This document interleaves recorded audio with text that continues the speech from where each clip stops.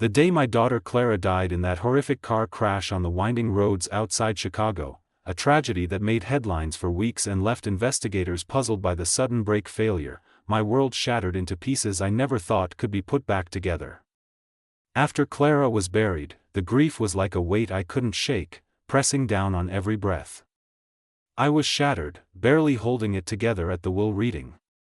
Her husband, Ethan, that smug venture capitalist, inherited their luxury penthouse in downtown Chicago and her $25 million stake in the tech startup she'd poured her heart into. Me?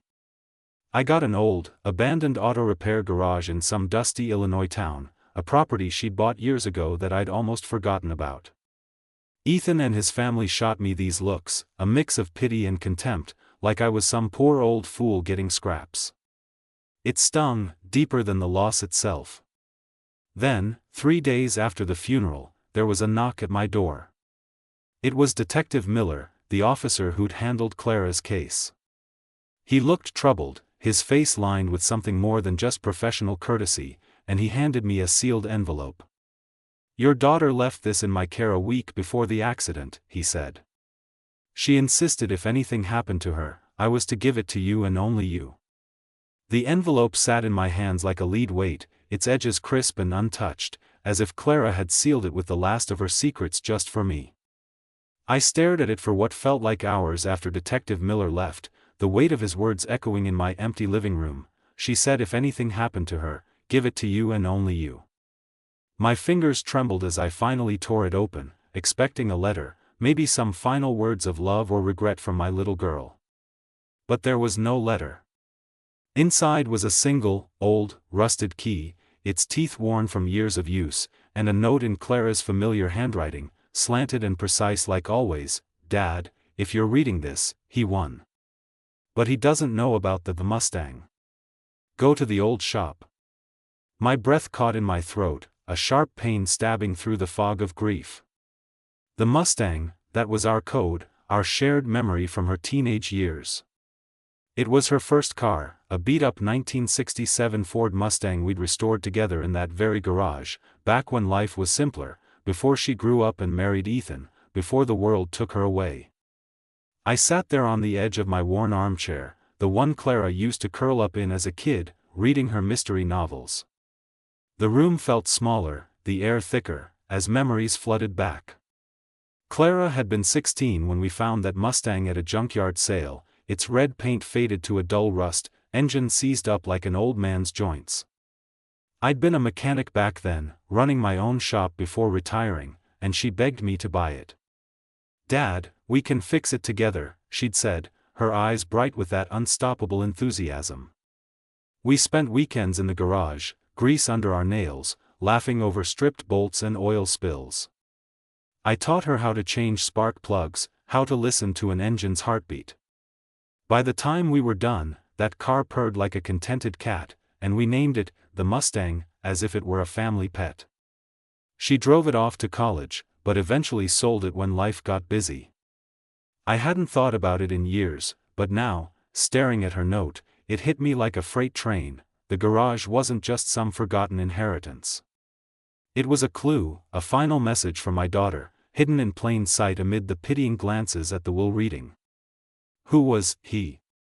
Ethan, I assumed, the man who'd inherited everything else. The note's words chilled me. He won. Won what? And why give this to the detective a week before the crash? Questions swirled in my mind, mixing with the raw ache of loss. Clara's funeral had been a blur, flowers, condolences, Ethan's polished eulogy that rang hollow to my ears. He'd stood there in his expensive suit, talking about her brilliance in the tech world, while I sat in the back, feeling like an outsider in my own daughter's life. Now this. I couldn't ignore it. If Clara had gone to the trouble of hiding something, of entrusting it to a cop, it meant danger. Real danger. My hands shook as I pocketed the key and note, grabbing my keys from the hook by the door. The old garage was a few hours' drive away, in a forgotten town called Elmwood, Illinois, population barely 1,000, the kind of place where time stood still and weeds claimed the sidewalks. I threw a change of clothes into a duffel bag, not knowing how long I'd be gone, and headed out as the sun dipped low, casting long shadows over the suburbs. The drive was a haze of highway miles, my pickup truck rumbling along I-55, past cornfields that stretched endlessly under a graying sky. Memories kept surfacing, unbidden.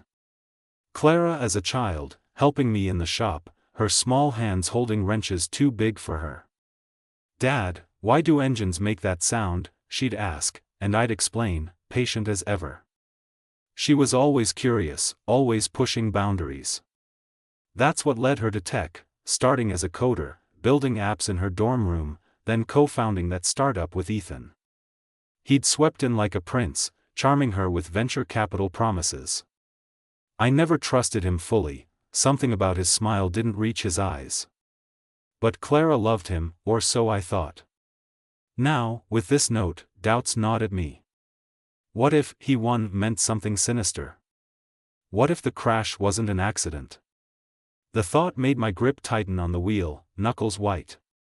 Elmwood appeared on the horizon like a ghost town, its main street lined with boarded-up stores and a single gas station flickering under neon lights.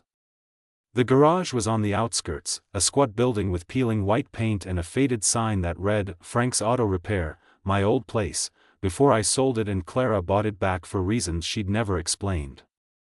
I pulled up as dusk fell, the parking lot overgrown with thistles and cracked asphalt. The air smelled of dust and decay, and a chill wind rustled through the broken windows.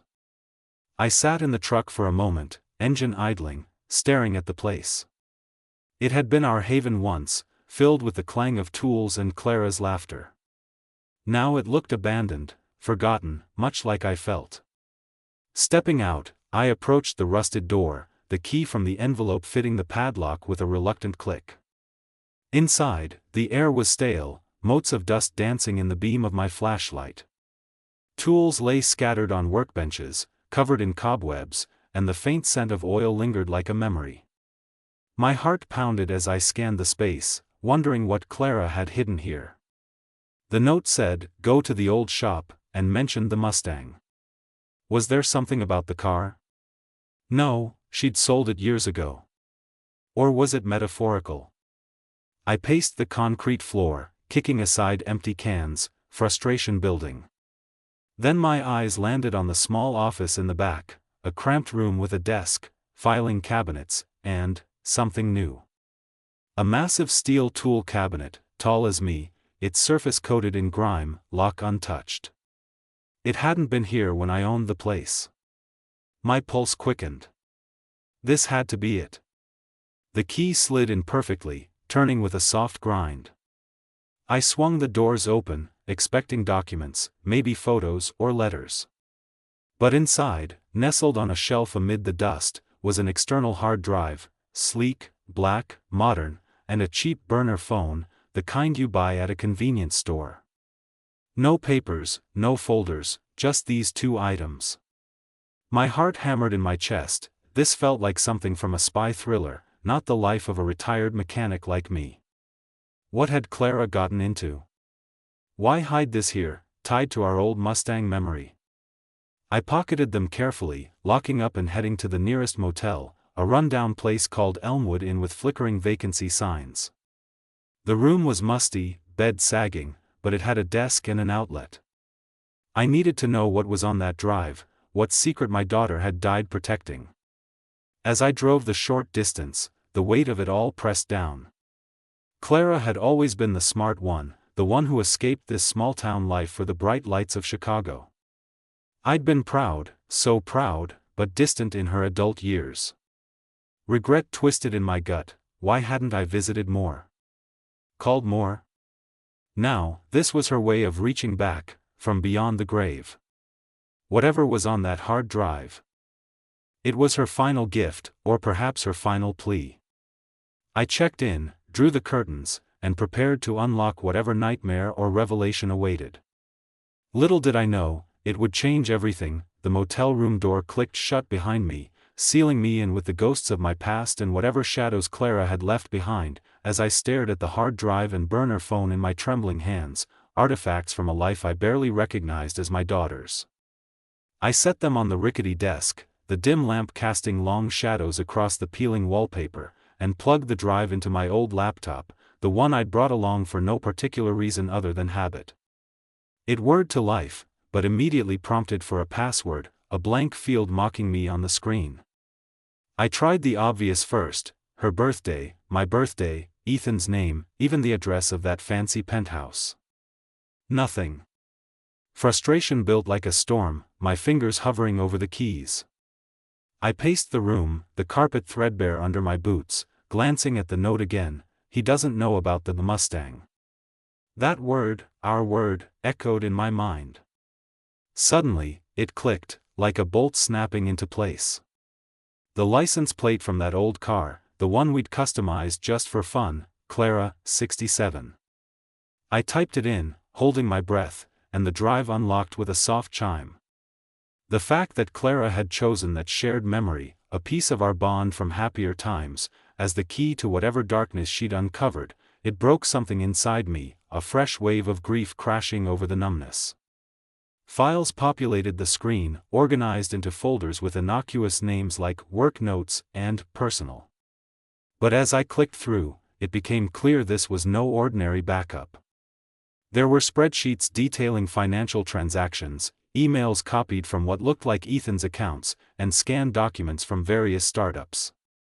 My eyes widened as I pieced it together. Clara had been digging, deep and methodical, into her husband's world. Ethan, the golden boy of venture capital, wasn't the savior he pretended to be. He targeted promising tech firms, wooed their founders with investments and advice, then sabotaged them from the inside, leaking trade secrets, planting bad code, or manipulating markets to force bankruptcies. Once they crumbled, he'd swoop in through anonymous shell companies, buying up patents and innovations for a fraction of their worth. It was theft on a grand scale, hidden behind boardroom smiles and legal loopholes.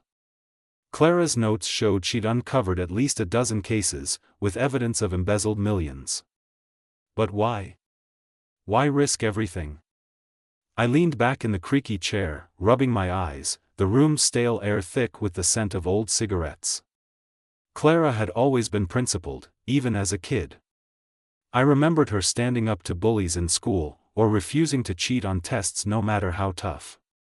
In her tech career, she'd championed ethical AI, pushing for transparency in an industry full of sharks. Ethan must have seemed like a partner at first, but as I scrolled deeper, her personal journal entries revealed the cracks. "He's not who I thought," one entry read, dated 6 months before the crash. "Found discrepancies in the funding logs. If I confront him, what then?" My stomach twisted. She'd married him young, dazzled by his ambition, but over time, the facade crumbled.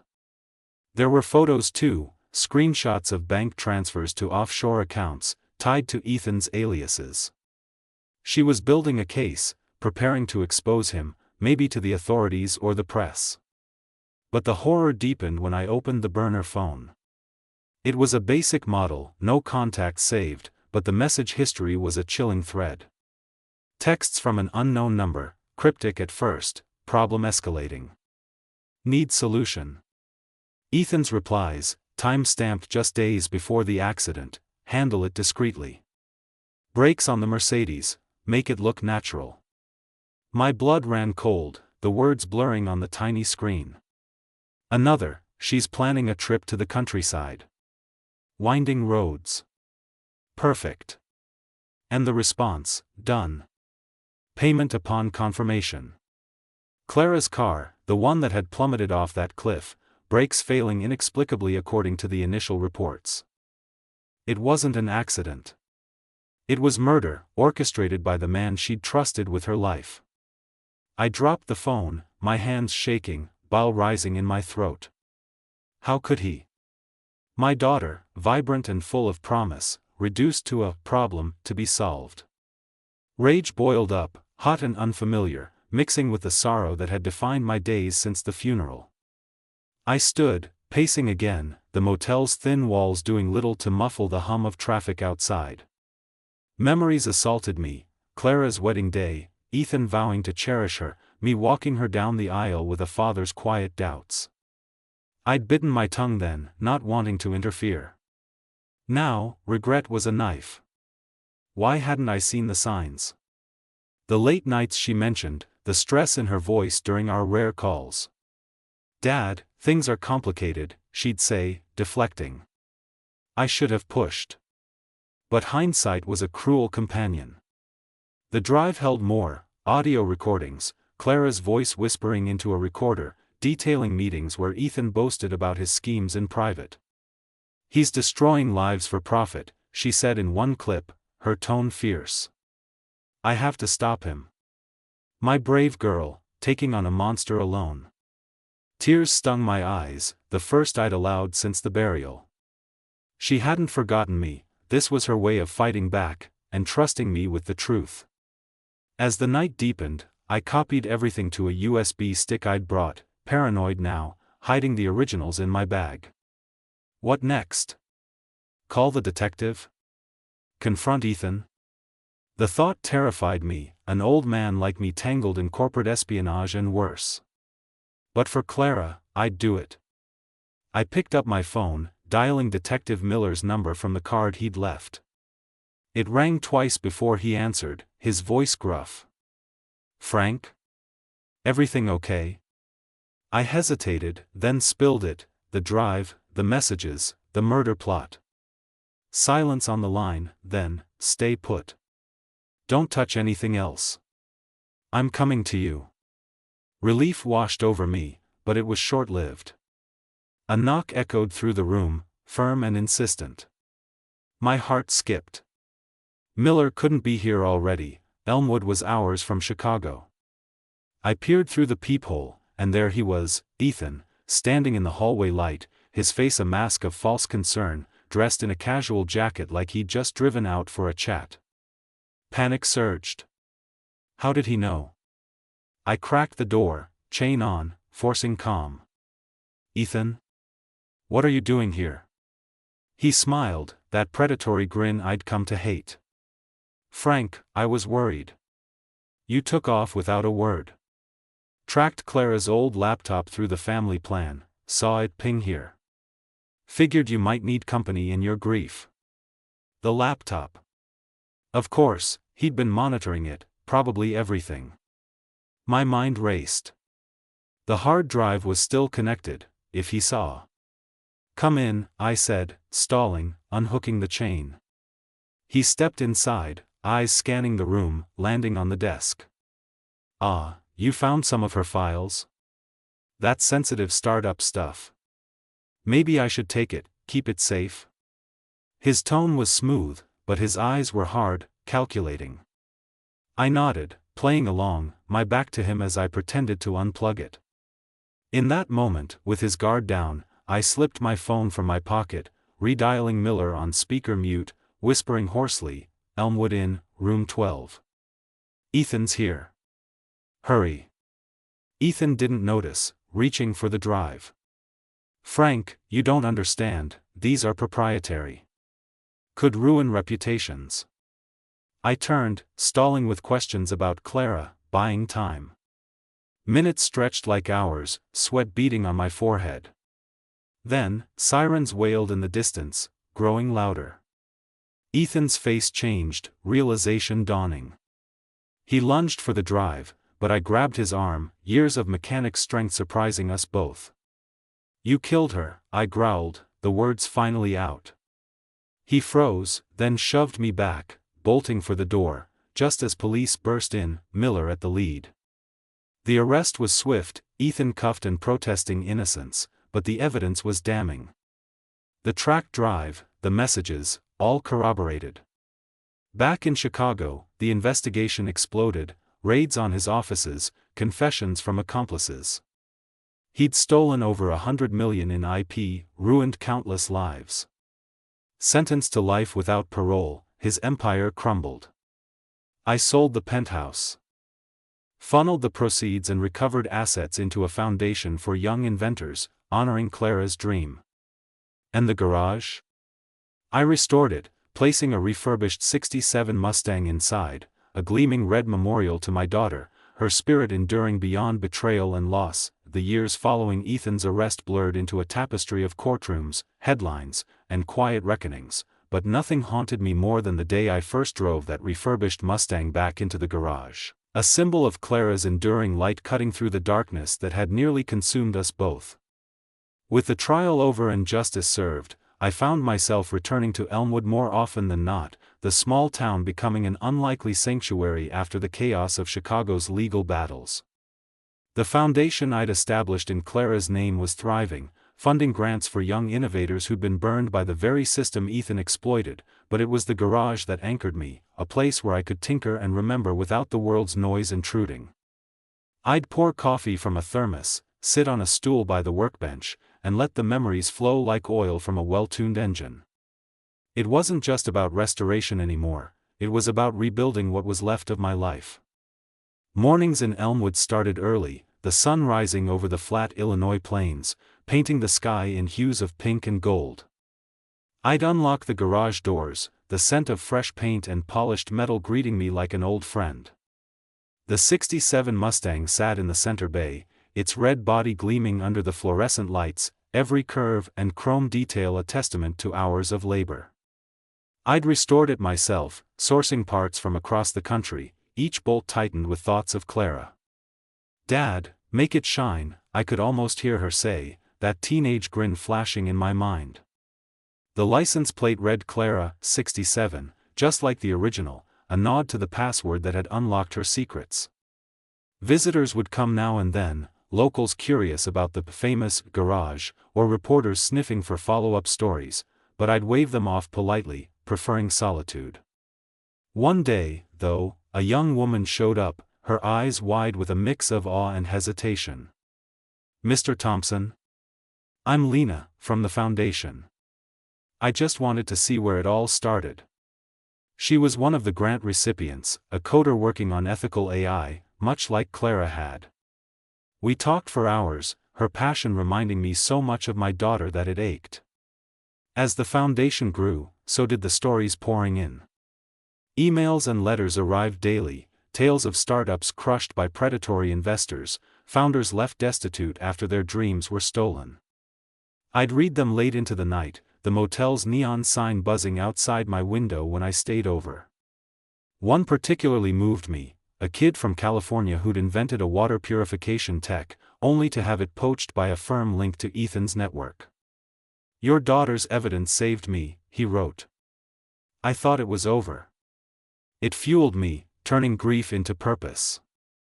I hired a team, lawyers, tech experts, to vet applications and provide not just money, but protection. We partnered with whistleblower groups, teaching seminars on spotting sabotage. Clara would have loved it, she'd always been the fighter, the one who saw injustice and charged head first. I remembered a time when she was in college, calling me excited about a hackathon win. "Dad, this could change everything." Her voice had been electric. Now, through the foundation, her legacy did just that. But not all days were triumphant. Nightmares plagued me, reliving the motel confrontation, Ethan's cold eyes as he reached for the drive. I'd wake sweating, heart pounding, and drive to the garage in the dark, firing up the Mustang's engine just to hear its roar drown out the silence. Detective Miller became a friend, stopping by occasionally with updates on appeals. Ethan's lawyers were relentless, but the evidence was ironclad. "You did good, Frank," he'd say, clapping my shoulder. Clara would be proud. Pride mixed with sorrow, I'd give anything for one more conversation with her, to tell her I understood now, that her message had saved more than just me. The burner phone and hard drive were in evidence lockers. But copies lived on my laptop, a digital tomb of her bravery. Sometimes I'd open the files, not to relive the horror, but to hear her voice in those recordings, steady and determined. Word spread about the garage, turning it into a makeshift museum. I added displays, photos of Clara through the years, from greasy overalls in the shop to suited up at tech conferences. A plaque read, "In memory of Clara Thompson, who turned secrets into justice." School groups visited, kids wide-eyed at the Mustang, asking questions about restoration. "How do you fix something broken?" one boy asked once. I knelt down, showing him a wrench. Patience and the right tools. But sometimes, it's about fixing what's inside you first. It was therapeutic, sharing those lessons, feeling like I was passing on pieces of her. Ethan's family tried contacting me once, pleading for leniency, but I hung up. No forgiveness for a murderer. The penthouse sale had netted millions, all funneled into the foundation, along with seized assets from his schemes. It felt like poetic justice, his ill-gotten gains rebuilding what he'd destroyed. As seasons changed, Elmwood bloomed in small ways. The town council even renamed a street after Clara, a quiet honor that brought tears to my eyes during the ceremony. I stood there, wind whipping my coat, surrounded by strangers who'd become allies. Lena, the young coder, spoke. Clara didn't just expose one man, she ignited a movement. Applause echoed, but I slipped away early, driving the Mustang down back roads, the engines hum a lullaby.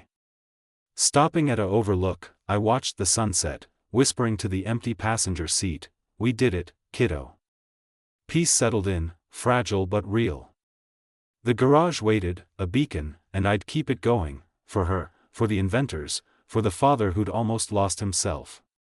Life moved on, but Clara's love remained, stronger than any shadow, the revelation that Ethan's sabotage network extended far beyond what we'd uncovered, implicating a web of corrupt executives whose misdeeds sparked a federal inquiry that dominated national news for months, forced me back into the spotlight I never wanted, testifying in hearings that echoed Clara's fight from beyond the grave.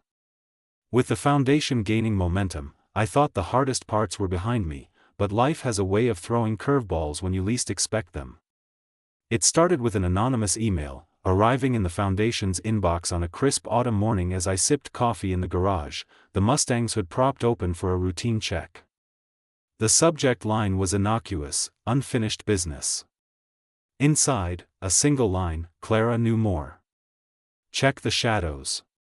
Attached was a blurry photo of a document, partially redacted, hinting at another layer to Ethan's crimes, something involving international dealings, perhaps money laundering through overseas startups. My hands steadied on the mug, but inside, a storm brewed. I'd assumed the hard drive held everything, but what if Clara had hidden more? The email sender vanished when I replied, their address bouncing back as invalid. Paranoia crept in, the kind that makes you glance over your shoulder in broad daylight. I called Detective Miller, now retired but still sharp as a tack. "Frank, could be a crank," he said over the phone, his voice gravelly. "But if it's real, we dig." We did, quietly at first, pulling strings with the foundation's legal team. Elmwood felt smaller that week, the town's quiet charm turning claustrophobic under the weight of suspicion. I drove the Mustang out to clear my head, winding through country roads where cornstalks whispered in the breeze. Memories surfaced unbidden, Clara at 10, riding shotgun in my old truck, asking endless questions about how things worked. "Dad, why do people break things?" she'd pondered once, after I fixed a neighbor's vandalized mailbox. I'd chuckled then, saying something about human nature, but now it hit harder. Ethan had broken so much, not just lives but trust itself. Back at the garage, I scoured the place again, flashlight in hand, checking every nook from our restoration days. Nothing. But the email nagged, shadows echoing Clara's cryptic note. Shadows. Maybe literal? The garage had a basement storage, rarely used, its door half buried under old parts. I cleared it, muscles aching from the effort, and descended into the dim space, cobwebs brushing my face like ghostly fingers. Down there, amid crates of forgotten tools, I found it, a small safe, bolted to the wall, its dial dusty but intact. How had I missed this? The key from the envelope didn't fit, this was combination locked. My mind raced back to our Mustang days. Clara had loved puzzles, creating codes for fun. I tried variations, her birth year, the Mustang's model number. Then, inspiration, the VIN number from the original car, which I'd memorized like a prayer. Click. It opened. Inside, a stack of papers, yellowed but preserved, and another USB drive. My breath hitched. These weren't digital files, they were printouts of emails, contracts, even passports under false names. Clara had documented Ethan's ties to a larger syndicate, investors from Europe and Asia who funneled dirty money into tech ventures, using them as laundering fronts. One name stood out, Victor Hale, a shadowy figure mentioned in whispers during the trial, but never caught.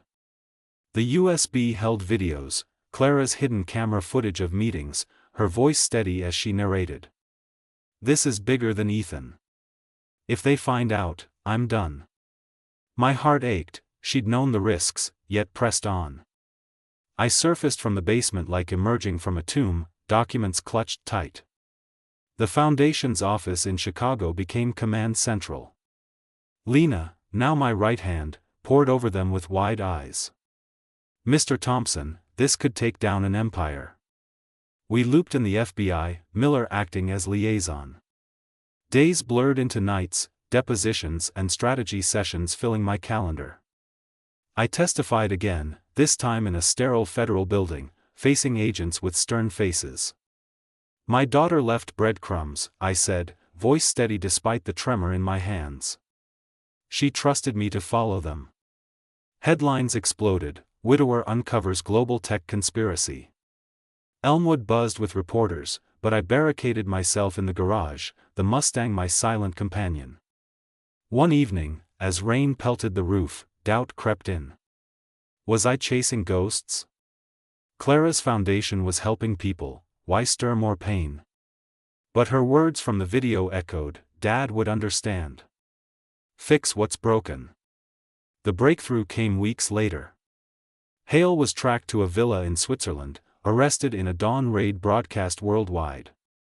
His confession unraveled the network, leading to dozens of indictments. Assets seized funded even more grants, the foundation swelling to international status. I visited Clara's grave afterward, the Mustang parked nearby, placing fresh flowers on the stone.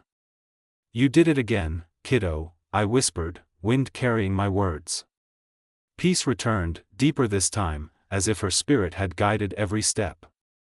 The garage evolved too, a community center of sorts, hosting workshops for aspiring mechanics and coders, blending my world with hers.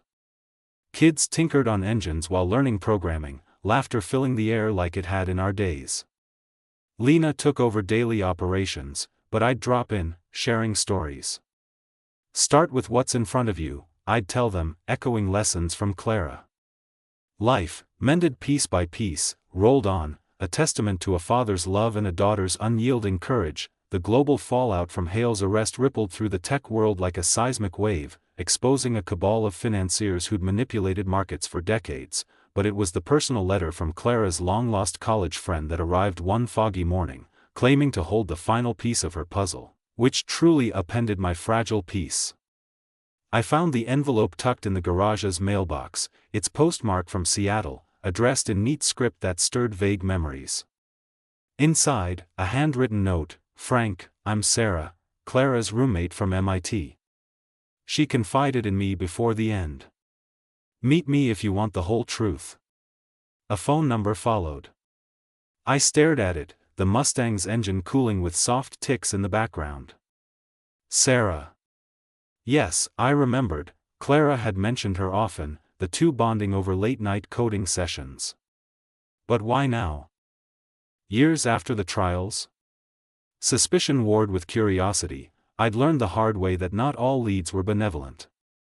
Still, for Clara, I'd chase any thread.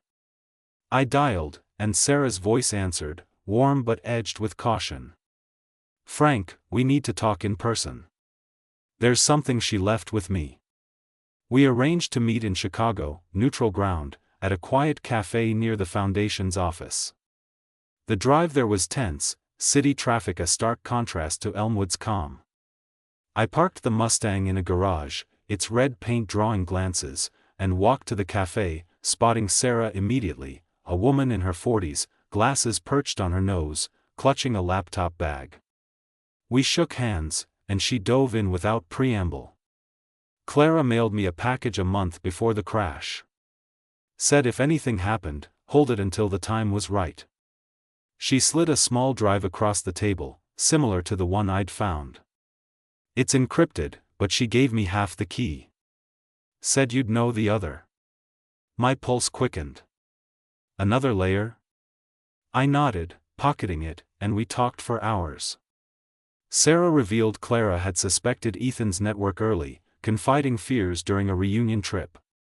She was scared, frank, but determined. This drive has proof of Hale's U.S. accomplices, politicians, even. Back in Elmwood that night, I plugged it in, combining Sarah's code with our Mustang plate. It unlocked to a trove, dossiers on corrupt officials who'd turned blind eyes for kickbacks, enabling the sabotage.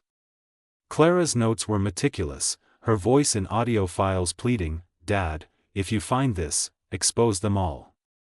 For the little guys." Tears came then, hot and unbidden. She'd built a failsafe, scattering pieces like breadcrumbs, trusting multiple guardians. I contacted Miller and the FBI again, handing over the drive. The ensuing scandal was massive: resignations, arrests, front-page fury. The foundation boomed, donations pouring in as public outrage fueled change. I testified once more, voice stronger now, channeling Clara's fire. But closure brought reflection. In the garage, under starlit skies, I'd sit by the Mustang, polishing its chrome, whispering regrets. I should have protected you better. Yet, her legacy healed me. The town honored us with a plaque, and I mentored more kids, their enthusiasm a balm. Sarah became a board member, her insights sharpening our mission. Life, once shattered, reassembled, one revolution of the engine at a time. The whisper of a prison informant reached me through back channels one rainy afternoon, claiming Ethan had confessed to a cellmate about a hidden accomplice still at large, a revelation that threatened to drag Clara's legacy back into the abyss just as I thought we'd close the chapter forever. I received the tip from Miller over a crackling phone line, his voice heavy with the weight of old battles. "Frank, it's credible. Ethan bragged about someone high up, pulling strings even from behind bars." Doubt gnawed at me as I paced the garage, rain drumming on the roof like impatient fingers. The Mustang sat silent, a red sentinel amid the storm. Hadn't we unearthed enough? The foundation was flourishing, saving startups from the shadows Clara had illuminated. Yet, her voice echoed in my mind from those final recordings, "There's always more, Dad. Keep fixing." I dove in reluctantly, coordinating with agents who pored over prison logs and Ethan's visitor records. Weeks later, the break, a lobbyist named Greer, who'd greased palms for the syndicate. Arrested in D.C., his testimony sealed the last loose ends, dismantling remnants of the network. Relief washed over me like the clearing skies, but it came with a profound weariness. In the garage that evening, I fired up the Mustang, driving to Clara's grave under a full moon.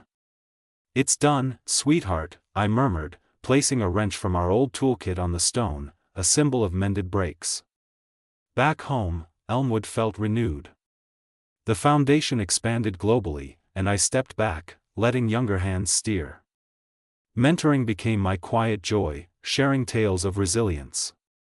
Clara's love, forged in grease and grit, outlasted every lie. In the end, I found peace not in vengeance, but in the hum of engines and the spark of new dreams.